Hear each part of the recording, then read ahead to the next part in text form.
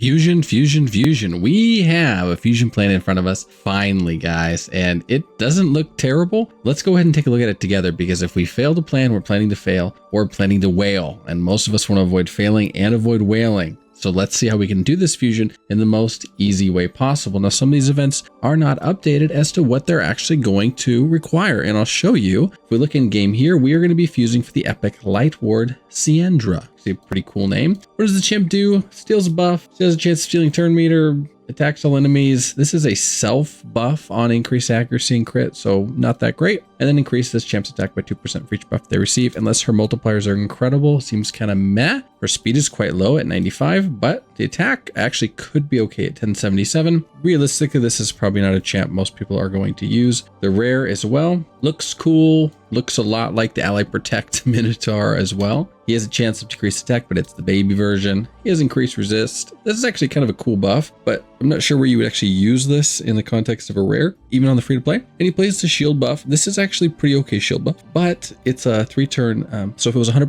uptime, he'd be like a different metal shaper, maybe even a better one, in my opinion. And on his A3, he has a 3-turn on this heal, and it heals by 15% of his max HP and fills their turn meter by 15%. This is not actually a bad ability, like at all. This is definitely not, but doesn't seem like he's gonna get a lot of play, and he is an HP based hero. Stop right there. Click the link in the description right now to get yourself a free legendary and amazing epic. Here's the exact steps that you need to do right now. Step number 1, log out of Player and Play on PC and uninstall. If you've never had Raid installed on your mobile phone before, the link will work there too. Step 2, click the link in the description and register with a brand new email. Step 3, launch Raid and complete the tutorial. Step 4, go to your inbox and claim your first champ. Here we go. You're with Bambus the Panda right now, and don't forget to come back at level 15 because you'll get our man Tagore. Congratulations on an amazing start to your Raid account. Now click the link in the description right now. Now this fusion we see right here as well is a traditional fusion. That means we're going to need pots. We're going to need to ascend these champs. It also means you can pull these. I pulled several Tent Red Cloak Tanokos for the Noel fusion. I think a few people pulled an epic even as well, which speeds this up because if you were to pull an epic, you only have to get the rares or the epics for these other 3. Quick note though, you absolutely do have to fuse before the fusion is over or it will not work for you. You have to do it. And what I learned last time is you can't even fuse the epics once you fuse the main boss. And by the way, this is what this boss guy is doing. He's got awesome hair, kind of the Goku vibe. A1 steals turn meter, which I like, and it's 100% chance, which is super cool. And if he takes all their turn meter, it's a true fear, which is sick. Places petrification, again, 100% chance and 75% chance of true fear. Passive activates this when someone under fear uses a skill. I think this is actually pretty interesting synergy with Miscreated Monster as well. Attacks all enemies before attacking, decreases buffs. If they have no buffs, 3 turns is a big decrease. Then if he gets an extra attack, this is how he gets the extra attack in the trailer. Then passive, when there's a revive, places a true fear on them. This is pretty cool, actually. I think this one is sick though. This is his for himself, removes basically all crowd control. The damaging ones it doesn't touch, of course, like poison, HP burn, but he's not getting stun, freeze, frozen, slept, provoked. You understand the drill. Cool champ. I think he's pretty sick actually for PvP, and I think for a lot of us, he will probably have PvE usage as well in something like Doom Tower waves or just really hard dungeon waves where stripping is handy and turn meter steal is handy and petrification is handy. And when there's a revive, they get feared, which should be pretty sick on some waves. So going back to the fusion here, here's what we have so far. Now we don't have data on what we're going to be required for the math on this. General rule of thumb, so what we're working from here, is that you are going to need 2,000 energy for a Dungeon Divers. Now, what I'm going to recommend as well for the Dungeon Divers is that you do as much tramp training, of course, as you can, because these are all overlapping. Can I get rid of that? Yes, these are all overlapping right here. So right now I'm running Dragon, and I'm running Dragon for the Dungeon Divers completion. I'm running it for the Dragon Tournament, and I'm doing it for champ training because I'm running 3 food. If you can run Dragon with food, this is fantastic. If you are not a maxed out end game end tier account, that's okay. Try Dragon 16. If you are a newbie account and you still have some shards banked up because you're very careful in saving your shards, then you can absolutely do Dragon 10 on this, but 16 way preferable. And if you're stuck at level 10 on dungeons, you're going to have a little bit of a hard time. Moving forward here through Wednesday, all the way through Saturday. So the second half of Wednesday,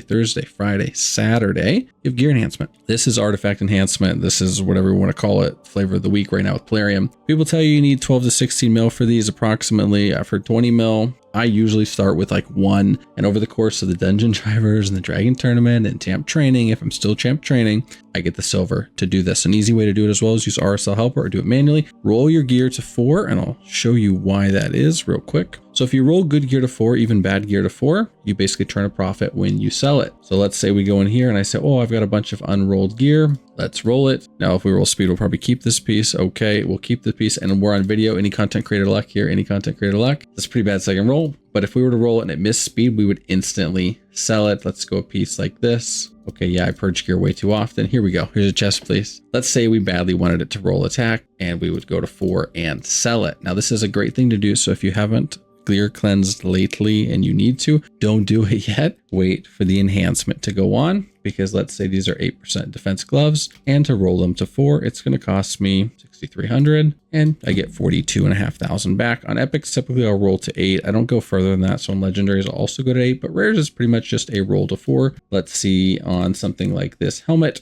Let's roll it to 8. I'll show you guys what it looks like. And it costs 45k. Doesn't really have stats we want. And we sell it for 54. So if you haven't been gear cleansing, I'm going to tell you good job, because you have a chance now to make money and to complete this tournament. Now that is not going to start until Wednesday, my dudes.